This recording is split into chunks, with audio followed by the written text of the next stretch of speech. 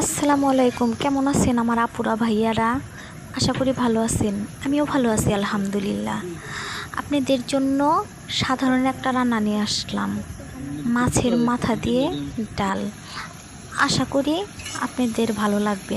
ভালো লাগলে ট্রাই করে দেখবেন।